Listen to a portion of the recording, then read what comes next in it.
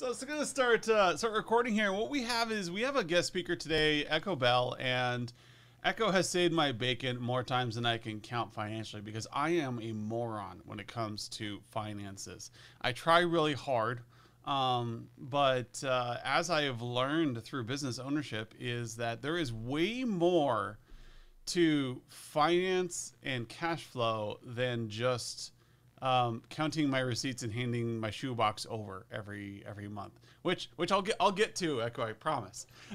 But I wanted to give a little bit more about so here at Humanize IT Managed Services Platform, we're all about having conversations instead of presentations. So Skip and I spend a lot of time working with our tool, helping facilitate conversations with your clients so that they have greater buy-in and you can align projects with them so that everybody wins.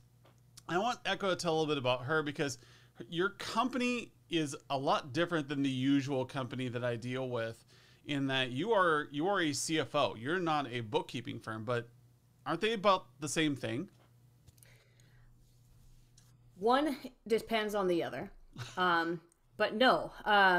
So we are a virtual CFO service. Chief Financial Officer is what that stands for. And we work with startups, small businesses, and entrepreneurs to provide the benefits of that Chief Financial Officer. And no, CFOs don't typically do bookkeeping, but without those solid numbers, a CFO can't effectively help guide you in the way that they need to. So one is dependent on the other, but it's not really what they do, although it's everything about what we do. So what makes you guys a little bit different than other, I went through a couple people before you. I hate to say it, Echo. Sure. You weren't my friend.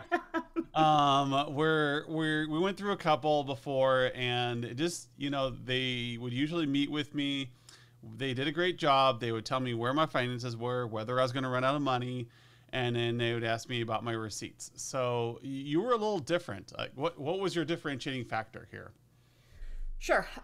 So, I think understanding the evolution of the CFO is key here. And traditionally, the CFO role is very much accounting. Back before I went to work for myself, working in corporate America, everything was accounting based, running a financial team, very reports driven. I was brought to the table once everybody decided what was happening so that I could fill in the numbers. And the role has evolved greatly in the last 10 years. And I would say the last 2 years since the pandemic, this has really, really catapulted the evolution of this. But the great thing and the interesting thing about being a small business today and looking for the CFO partner is we are experts in business, in certain parts of business, as well as that financial piece. So for me, business efficiency, what we really excel at is turning around profitability in large organizations through process, change management, and really what's happening in the day-to-day operations.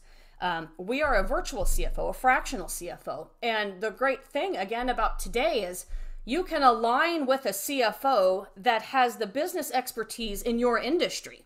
And that's what's making us so powerful. When I went to do this, I was a little early on going out virtual and doing this, but today, so many of the fractional CFOs and partners you can partner with are very knowledgeable and experts in business, technology, acquisition, some specific part of business that also has this financial piece. And that's what makes it so great. This role has gone from an accounting to this strategic partner. And the way the world is working now is it's not $100,000 role that sits there and does bookkeeping. It really can catapult you in terms of strategy because it's more than just an accountant. And you have so many options for finding that expertise within your industry. Mm-hmm. Okay. So, yeah. All right, Adam, I want to jump in here right quick and say something really, really quick because I plan on kind of being in the background for this one.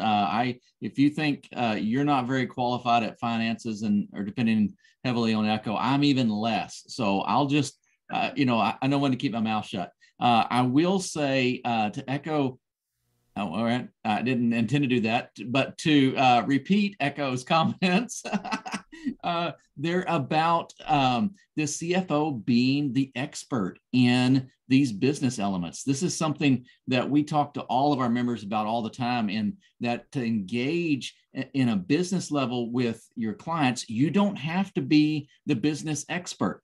That already exists within your customers. And so it's people like Echo that we're encouraging our members to engage with in a collaborative process and not a presentation process. So I'm really excited to hear what we've got to say. And I do want to put in one plug. I mentioned it in the chat, but I know not everybody sees the chat window in Zoom. Sometimes it kind of gets a little hidden. So let me call that out. Make sure that you enter in any questions. I'll be working that on the back end. We definitely want this to be an interactive session.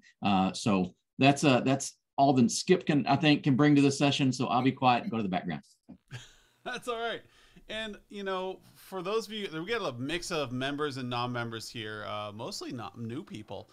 And I want everyone to understand that what Echo does is very similar to what we are trying to do with our clients. And this is what makes her input so valuable here, is that we are trying to communicate very important things to our clients that is technical. Like, I have a hard time wrapping my head around finances, but I can say without a doubt the last 2 years that Echo's ability to see what's going on in the industry, find opportunities like, hey, you should really be looking at this EIDL stuff. Hey, you really need to get ahead on the PPP, or you need to be going to this new forgiveness program, or you need to be planning for this.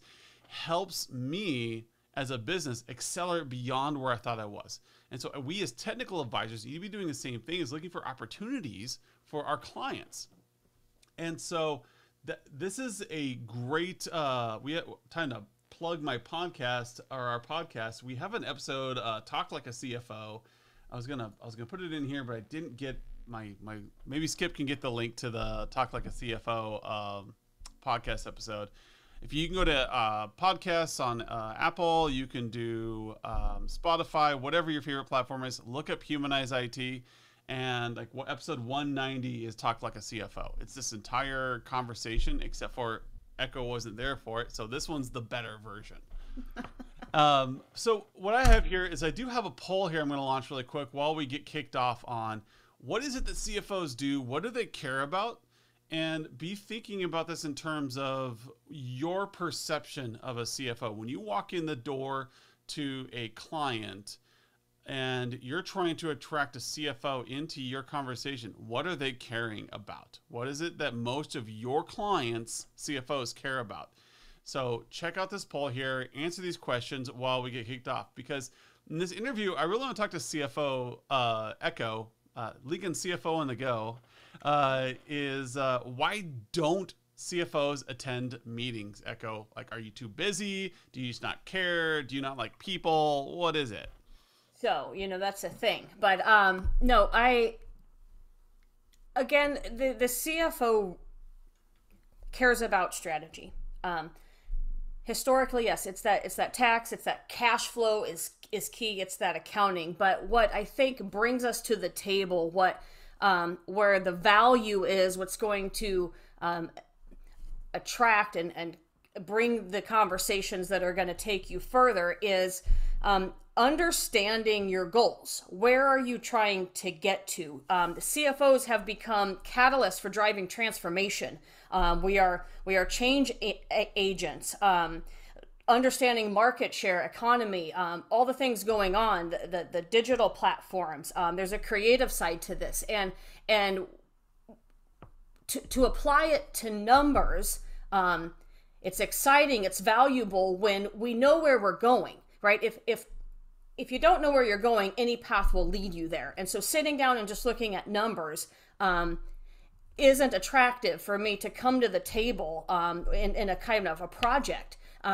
Being able to take a vision, a goal, apply strategies, things going on, technology in a way that we can maximize finance is is what's exciting. Part of being a part of growth and the front end of the strategic decision versus the back end when you need those numbers is what's key.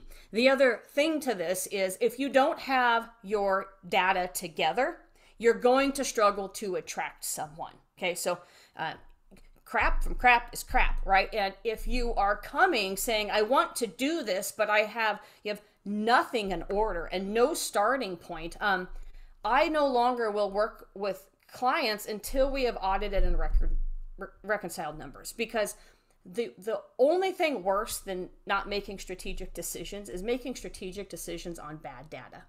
Okay, so you're going to attract people to that table, that discussion, when they can be a part of strategic growth, applying the many strategic parts of business and allowing us to work that into your numbers in a way that you can be profitable. But until you get your stuff together, if you can't come to the table with a solid understanding of your cost, a solid understanding of your revenue, it's hard to have those discussions. I don't know if we need to go get funding, if we need to fire everybody and restructure internally. I don't know what data to give you if we don't have anything solid to start from. Okay, so I think it's two-part. It's having a goal so you can share a vision where we can apply strategy. And don't come to the table if you have no idea what's even in your bank account. Get that stuff in order first, or it's a waste of your money, it's a waste of your time, and you can't apply any of that value financially to it. So we do have a question here. What is bad data versus good data? Data? Okay, yeah. So if everything's important, nothing's important. Okay? We have lots of people who, when it comes to bookkeeping, we want to track everything, blue pens and red pens and like all this stuff. And that's great if we're selling pens. And we need to know which color is going to give us more money. So financials, having your basic financials is always absolutely key. The things you will need to go file taxes are the base things that a CFO is going to need. Getting into the data, the strategy, projects, right? Strategies, new goals. The data that applies to what you're trying to do. So direct costs are going to be key. No matter what the subject matter is, if I'm trying to add a division, grow a part of a certain piece, what are the direct costs? What, outside of all your financials, what directly affects what you're trying to get to? Okay, now, even if you don't know how to get those numbers, coming in and understanding your hard costs, your labor, your direct costs. We're in a digital world, so your subscriptions, all of those things that it's going to cost you to do it. So even if you don't know how to put together those, if I'm going to come have the conversation, what are you trying to sell? What does it take to sell it? So that we can break down the true cost, because that is the starting point for any profitability discussion if we're going to implement something new. Okay, so it's a big answer, okay, because it depends. Good answer. Okay, but it's not everything, and so many people want to track everything. Okay, so look at what you're trying to do. If you're trying to make a decision, if we're trying to launch something, what data answers that question, and let's track that. And that's a key thing for everyone to remember, is that you can put somebody into an analysis paralysis if you push too much data at them. So when we talk at Managed Services Platform, we talk about distilling the important actionable data and putting that in front of the client. So when you're talking to a CEO or CFO, what do they need to decide? What are the deciding factors? How do they move forward? What do they need to know? If you sit there and talk to them about how great your tickets are and how you're turning tickets over in 10 minutes versus 12 minutes last time, that's not an actionable item. It's just a pretty little, like Echo's saying, like tracking a blue pen. Yeah, you're tracking it. It's cool. And you get that dopamine burst because now you have this number you're watching go up, but it means nothing. And so coming to the table with, what do you need to take action on? We need to make a change here. What is the decision that needs to happen over time? Let me give you a specific example there that I think is one that applies to a lot of things. When it comes to labor, we tend to track like so much. And you need to track your labor, and especially when it's direct client time. But for example, here's something I see all the time. We have an admin person, and we have her spending 5 hours a week breaking it down into all these things she's doing. Okay. At the end of the day, she's admin, and it's one lump, right?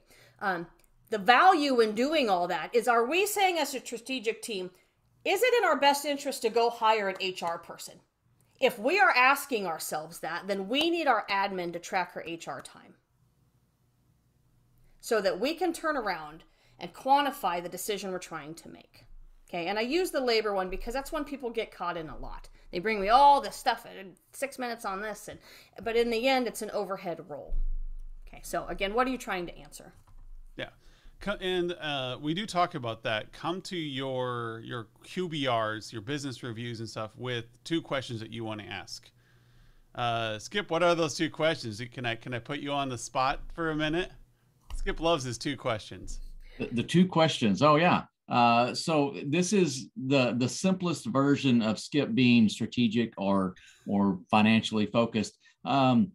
And for me, it kicks off the conversation. But I asked two Qs. I even created a process around it. 1, what is your number 1 source of revenue?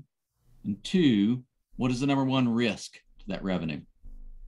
And for me, that gives me an insight. But so, I mean, I get a lot of value out of that. But Echo, I'd like to hear what you have to say about that. If someone sat down in front of you and asked you those 2 questions, this number 1 source of revenue and the number 1 risk to that revenue, what kicks off in your mind when that question gets asked?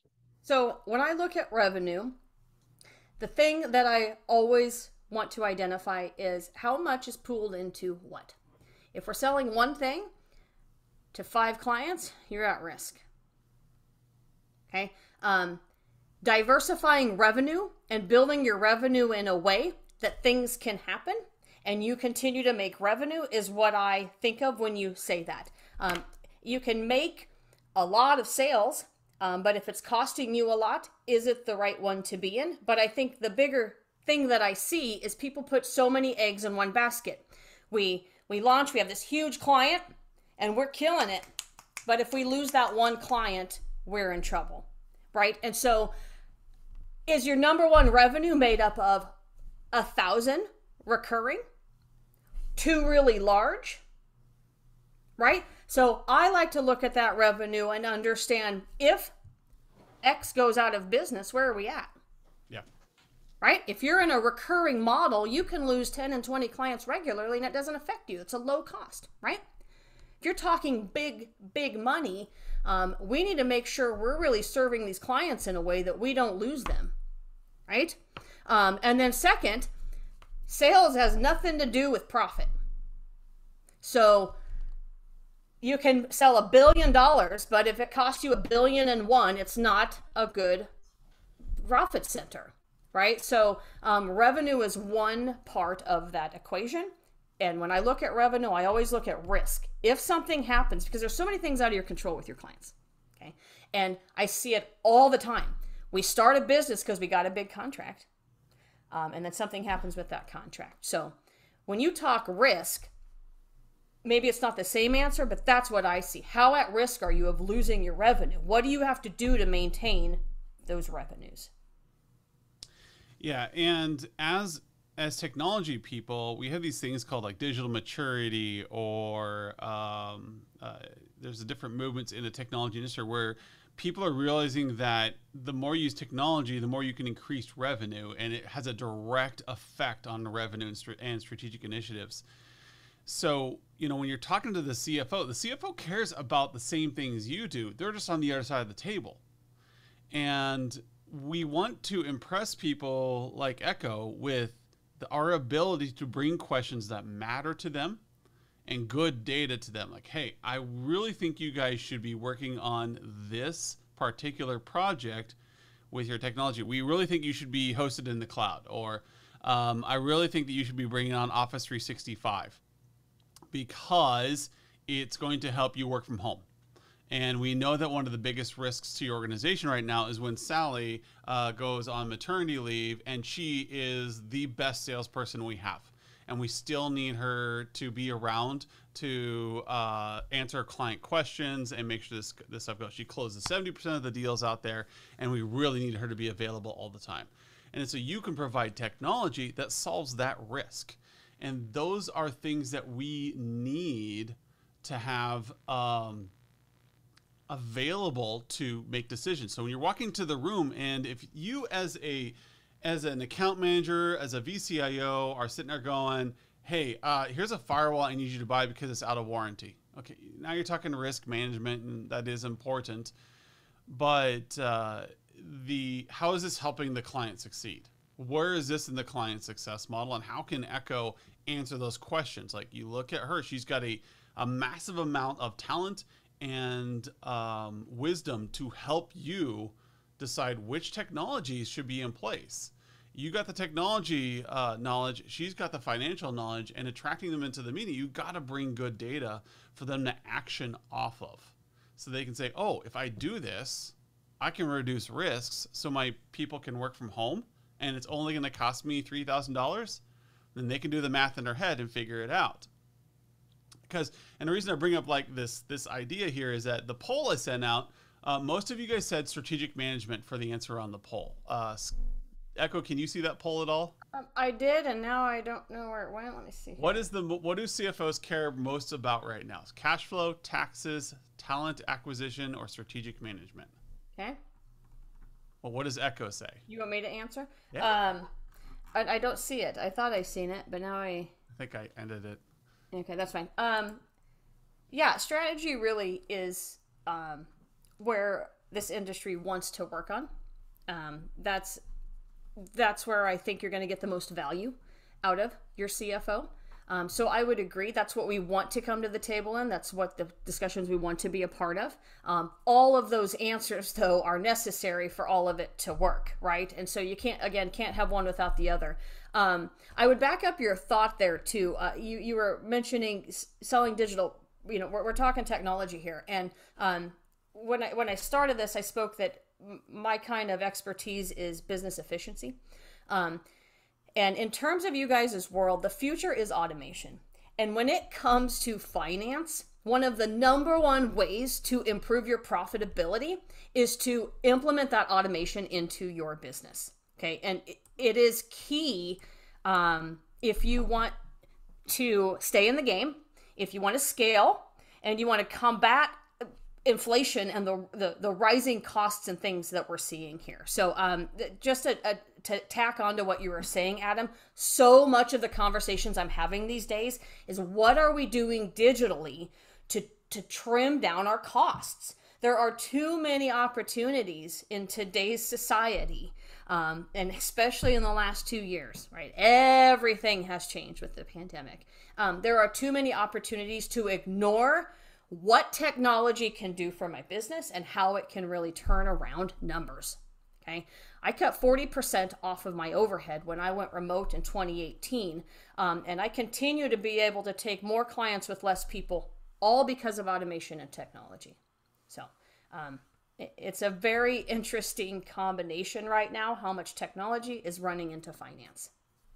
Yeah. And I've actually seen a pattern recently where at firms that don't have a technology officer, it's being given to the CFO. The CFO is holding the role of the tech role as well. Like they have to manage the tech portfolio and the financial portfolio. And it's because there's such a tight relationship there.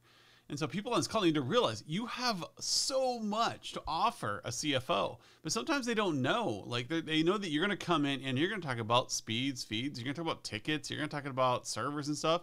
Or as Echo said earlier, you're going to talk about red pens and blue pens. You really love those things because it's what you know. It's your safe wheelhouse. But when you walk into a meeting and say, hey, we really need to talk about automation. That's a key tip there. Let's talk about automation in your workplace. How can we make things smoother and quicker? There's things like automatic mileage tracking.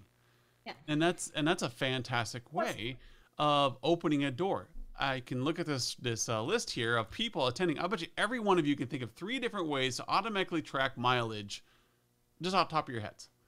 And these companies don't know that. They still got their paper in their car, and they're logging their miles. As the CFO said, hey, if you do that, we can get great write-offs that way. Right.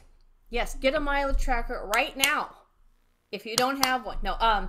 The other thing that is happening that I see both for myself as well as other people is when you can embrace the technology, you're going to attract better talent. When I went remote, everything changed. Everybody wants this new experience. And so it is a huge play as a business to take advantage of the technology. We do talk about that tech portfolio.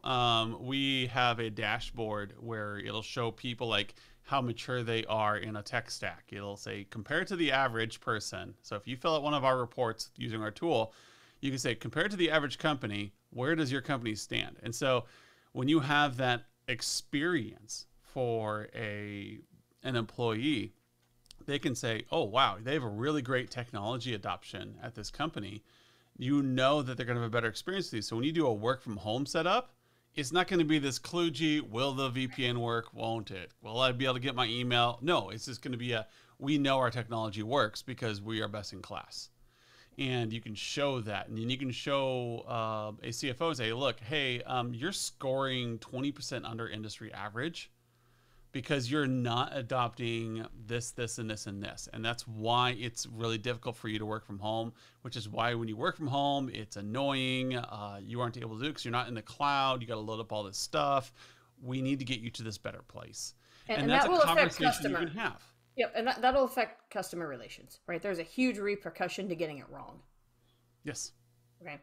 I was going to make a point there on the CFOs. But you bring that and you make them look like a hero. Solve a problem for them. Now, we know, I did a lot of research before this webinar, and I know that one of the highest priorities right now is talent acquisition. Is retaining and maintaining talent within organizations is a huge problem right now, especially in Nebraska, because we're at 1.6 right now unemployment. Everybody's fighting for these positions, and you need to be best in class. And when you walk into a client and you say, we're going to help make you best in class so you can attract better talent. Whoa, that's not a technology thing. Yes, it is. When you can make this company best in class and a very comfortable work from home solution, you tell the CFO that, and like, hey, look, if you want people to work from home, if you want to attract more talent, here's how we're going to get you there. Now let's talk a little bit about what's missing from your company that other companies have. And let the CFO drive that and answer your questions like, well, maybe there's some old fuddy-duddies that don't think that you should work from home. They just can't get around that. Like, you know what? That's a cultural thing. You say, tell you what, if I can make it really easy for you to have a hybrid environment where you can work from home or the office, would that help you in your conversations? And it's going to cost you this much. I can go back to my engineers and I can see where the gap is, and we can answer that question for you. Now, notice this is a conversation between Echo and I right now. This is something where she's telling me what she's missing, and I'm providing her with solutions on technology, and I'm learning about what is the struggle. So even in this webinar here, I'm hearing from Echo that the pandemic changed how talent acquisition works. Absolutely. And technology is a huge part of that. So my engineer brain is now firing off going, okay, what are ways we can solve this? Like you look at my setup here, I've got jellyfish behind me. Why do I have jellyfish behind me? And it's because in webinars, we always see these static backgrounds. We always see these weird setups. Every time you see a live background behind Adam Walter, because you got that nice clean house, right? Oh, for sure. Is that everything I have behind me is a place I have visited, and these are videos I have taken. This was the Omaha Zoo. I went with my kids. So I'm relating to the person I'm talking to. If they're like, why do you have jellyfish in your background? I'm like, well, I went to the zoo with my kids the other week, and I got a backstage pass, and I got to feed alligators at the Omaha Zoo by hand. It was the greatest day. We rang a cowbell and things. Now I'm relating. Now I'm getting stories. And when you're talking to CFO, you want to relate as well. And it's not just the segue, but it's also, how can I help your business grow and be curious what the CFO's point of view is, because they're intimately involved in their company. And so I put these options up here because they all matter. But you start thinking, like, why is talent acquisition in there? Because that is a big problem. And a CFO is one of the people who has to solve that. And again, having your CFO on the front end of your strategy conversations. That is the difference from how we used to deal with the CFO versus today. And the CFO today does not just understand numbers. So don't wait to get them involved until you need reporting. Get them involved on the front end. And furthermore, there are so many options. Make sure you're aligning with somebody that understands the technology you're talking about, right? They can really, I think we have so many opportunities in the CFO bubble to align with your industry, what you're trying to target, the markets that you're into. So you really have a strong third-party strategic brain coming at the front end, opening your eyes, because you only know what you know in your company, right? And especially when you're working with these fractional CFOs, we're working with all different people. We're out seeing all different things. And so there's an opportunity to learn and really get a different viewpoint by bringing these parties in early. Yes. And it's all about, they care about the same things that you do. When you're talking to your clients, they care about the same thing. They want to make money. Yeah. and you're here to take their money away from them. Change the conversation to, hey, how can we help you? How can we enhance your ability to make money? If somebody came into your MSP today and said, I can improve revenues for you by 10% next year, I'll listen. I'm on board with that. And so what we want to do, I've got a couple questions here that are going to come up for the Q&A part, but I want to ask Echo a question before we get to the Q&A part. How do I attract you to my business session? I'm a technology guy. I'm going to be walking into a client, and I want to ensure that Echo's coming to the table. What's a secret sauce, or what can you see in that meeting invite that says, and you're going to be like, oh, I'm there? Having a goal, a path, a vision. So I want you to come and this is what we're seeing. This is what our ideas are. This is what our goals are. Even if we don't know how to get there, the open-ended, oh, we need somebody, right, without a purpose. Be specific. What are you trying to attain so that I can get excited, make sure I'm the right fit for what it is you're trying to do, because that's the other thing. Not all CFOs are created equal. And so what is it that strategically you're trying to get to so that I can come with those answers, with that in mind, or bring the right connections to the table that can help get us to those answers. Okay, but don't call me if you don't have your stuff together, because that's, again, that back piece is having a vision, but no idea what you have in your finances you're going to spend unnecessary money. Right. So I think it's having a goal, a vision, and being able to define why I want you at this meeting, not just money. Money. Right. Yeah, and this is vague, because that's is it tax strategy. Is that there's a lot of things with money. Yeah, the strategic management, like a lot of times in the IT world, we think strategy is, okay, we're going to replace PCs every 4 years. We're going to replace laptops every 3. We need to run a depreciation on that. And we feel really good about ourselves that we did strategy. And there's no point in there where we talked about company growth, about how we're going to make the employees' work-life balance better. There is no conversation in there about how we're going to sell more dog food or whatever our primary product is. There's no conversation in there about how you're going to support sales or you're going to support the operations of the company. It's usually when a technology person walks in, it's all focused on the technology operations, moving bits around. How fast can I close tickets? Well, I think you hit the nail on the head, because most people say strategy and they regurgitate data. Yeah.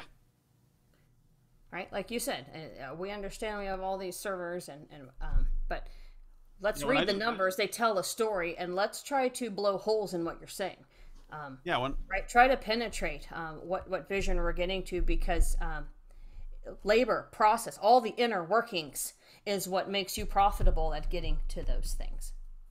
Yeah, and that's the strategy that's coming together. So yes, I have a decent setup here for webinars, for managing things. I got my Stream Deck. I I got them all on pieces here, but that's not the strategy. The strategy for webinars is having podcasts that you're doing and content where you can start sewing it together. When people ask questions, you can point them to more resources. And that over a year or two that you have these resources that all kind of sew together to this nice fabric, this nice tapestry that you're building. And with a technology professional, you got to do the same thing, but you don't know everything. And you need people to help feed your strategy and help come with that strategy with you. And the CFO is a key part of this. It is one of the biggest parts, is getting that CFO aligned and knowing what they care about. Because once again, they're the ones that are a key part of the strategy, just like the CEO. The CEO does a great job as well. They're trying to knit a whole bunch of moving parts together. And so is the CFO. The CFO is trying to knit all these parts together. How do we become profitable? How do we make this company healthy over time?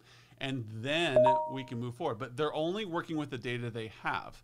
And what you can do as a technology person is you can add that CIO information into the conversation so that they can fit the finance around it, the larger company strategy around it, and you can be part of that, but you're not going to be invited to the table. Just like with Echo talked about bookkeeping, bookkeeping is really important. Keeping the PCs running is very important, but these are operational items. They are not strategic, they are operational. Those people don't come to the table with the CFO and the CEO. The person that comes to the table with the CFO and the CEO looks at them as equals and says, all right, we have some problems with the company. How are we going to solve them? The technology person says, it'll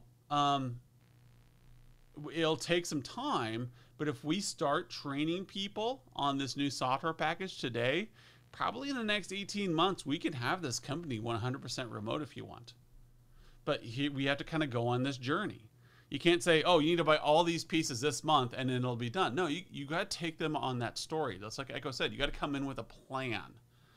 But having part of that plan is understanding where does the company itself want to go so that you as a technology person can provide those pieces to the puzzle. Otherwise, they're just going to solve it with the data they have on hand. Yeah. And to take that further, your fractional CFOs especially are going to understand, yes, so you want to go remote in 18 months. You understand the technology side, but understanding change management and operational change is huge. Okay, it has to be broken down. You have to understand people and the human side, in addition to the technology, in addition to finance and business and economics and all of that, to get from here to the 18-month goal. Change management and what has to happen is the part that people fail at. Yeah. Okay, seeing it, putting it down on paper, but actually executing all the hard things to get you there. And while your CFO may not do them, they may not be the implementer of them, so many of your fractional CFOs really have a good handle on change management. Mm-hmm. And so in the 6 months, here's what it's going to cost. And these are the goals in the first 6 months. You can't just go to the 18-month goal. What are all the things? What are the costs? How does that look? What do we need to get there? You can't just fire everybody, start today, and have it done. There's a progression, and change management takes thought. Otherwise, you're going to put a lot of money, and 18 months is going to become 4 years. Okay, so there is a piece to how to get there by bringing that strategic piece in. So we have a few questions here for the Q&A section. One of the ones I like here is do most companies just look to cut costs? Is that their primary thing? No. In fact, I would say that's the opposite. I think one of the biggest struggles we have is people don't understand that one of the best ways to improve profitability or wealth or anything cash flow is to stop spending, right? And we have so much being blown on unnecessary things because we don't take the time to end subscriptions or manage things we don't want to look at. No, I think everybody wants to sell. And the problem with that is selling for the sake of selling doesn't make you money.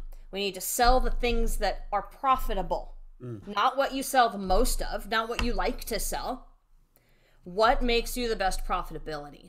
And that in combination with managing your money out is what's going to get you there. But for the most part, in my experience, no, nobody wants to cut down spending. That's not fun. So we're always looking to try to sell more, but 7 out of 10 meetings that I have in my initial meetings, we're wanting to sell the wrong thing. Yep, you sell the most, but you're making 20% on it. You're making 80% on your other items. So why? Why are we putting all of our resources and so much acquisition costs into something that makes us less money? It makes more sales. Yeah, what is it? Isn't there a joke in there? You're selling a pencil at a loss. How are you going to make up for that? Right. In quantity. A bunch of pencils. You know, I like that one because when I talk to MSPs, they're like, oh, people are always wanting to go cheaper. Like, no, you just haven't shown them that you'll help grow the company. And so they see you as a cost, and that's right. it. And if you show them that you're a profit center, that you can help them generate revenue through better talent acquisition, through more automated processes. Like, hey, when you can close a deal 20% faster, like I have a story I tell people that I worked for a marketing company that would process bank data and help people understand what mailers go where. They were a great marketing company. I have nothing to do with that, right? No, I figured out a really clever way to reduce the amount of processing time on SQL as an engineer by about, let's see, what was it, 80%? So it was taking 12 hours to run to digest data. I got it down to like 4 hours. And I improved the quality of life for the engineers because they could run their query and go home and check on their query because of a new technology called VMware. And that was something I brought to the table, and we started closing deals really fast because the lead time to process the data was so much smaller. So they didn't have to hire as many people. They were able to process the data faster, and their quality of life of their analysts went way up because now they didn't have to work after hours. They could close their laptop because everything was being done in their VMware session. They can go home, log back on. Is it done yet? Nope, I'm good. Go make dinner for the kids, go outside, play at the park. And this was huge. I mean, this is mid 2000s here. So this is pretty cutting edge stuff, but I gave them a competitive advantage. And that's something you as technology people need to find those today, because your CEOs, CFOs, they don't know those technologies exist. You do. You need to learn from them what the problem is so you can help them solve it. And then you don't become a cost-cutting area. You're not paper clips. You're not a janitor. You are now a place that's helping the company grow, which brings us to a very famous saying, if you're not growing, you're dying. And that you got to keep that in your mind. And you got to help your clients grow. And your CFO is going to help take you there. Another question we have here. Oh, go ahead. You asked about, do people care about costs? And I was answering more from a business owner perspective. But when you're in trying to sell yourself and they're saying we don't want to pay that cost, they don't understand your value. I see this all the time. It's getting more easy in my industry because the last couple of years we've realized what we need to know with everything changing. So it's an easier sell. But marketing, finance, technology. We don't know what we don't know, and we don't know what we should spend, and so we think it's too much because we don't understand the value. And so being able to break through the technology jargon and show them what value you're going to provide their company, because they will spend it. Okay, it's not about the money; it's about them not understanding the value. So, another question here kind of segues into this. Do CFOs think their company goals are classified? Like if I asked you like, hey, what's the goal? What's your guys' goal so I can align with it? Or you'd be like, well, I can't share that with you because I don't want to give our competitors an advantage. Or you can be like, this is awesome. We are trying to do this over the next 2 years. Can you help? Right. What is this resistance around company goals? How do I get to be part of it? I don't think that way. I think it needs to be open and discussed. I suppose there's if you're the first of something, there is a limitation sometimes, but no, that's not my feeling, and that's not the conversations that I'm in. If we can all be going in the same direction, if we understand, if you're scared, then you're doing something that everybody else is, right? We got to ask ourselves why we're afraid to, but I think bringing it out is going to create accountability. It's where good conversations come from. And if you have a solid strategy, why are we afraid to talk about it? Mm-hmm. So, Definitely. no, I just like to bring that up because one of the things our software does, again, we're a membership community. We're a bunch of MSPs who are trying to just have better conversations. We happen to have a tool called Managed Services Platform, and the whole goal is to increase that perceived value. Like, what am I selling? What am I bringing to the table to take action off of, so that the people across the table from me who are asking me, like, why should we work with you? Like, well, I'm going to take you on this journey. We're going to take you through the 4 pillars of technology, and we're going to give you the strategic initiatives at the end, and it's going to help your company grow. And that's our focus goal. So if you can tell us what your goals is as a company, we'll put it in our tool over here so that we can make sure every one of our engineers is aligned with your company goal. So if they see an opportunity to help people work from home, Bob, the engineer, is going to be like, oh, cool. Or Alice, the networker, is going to be like, hey, this new technology came out. I really think it'd be a great fit for these clients we have because they're always struggling with this thing, or this is the limitation why they can't work from home, or this is why they're having trouble on the road. You know, they're traveling around. So that's something that I am a big fan of, transparency on company goals and how to get there, because if you're transparent with your company goals, then all of your employees become champions for what you're trying to do. Yeah. All your vendors become champions for what you're trying to do. I'd say there's 2 maybe reasons why we don't want to share goals.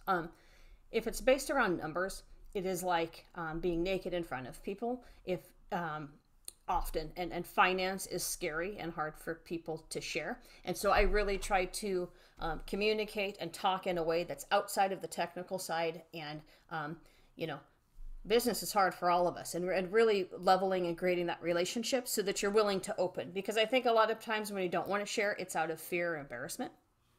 Or maybe we don't have goals. We think we do, but we don't know because we're not aligned with the right people.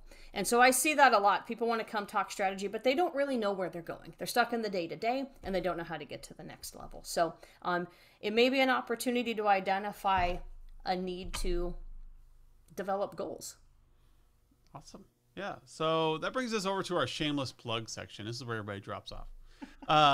So Echo, how can you help these technology companies? Like, what can they reach out to you? What can you do with them? How can you help them? Yeah. I will say for myself, as a tech company people, Echo got me through the pandemic, and I came out shiny on the other side.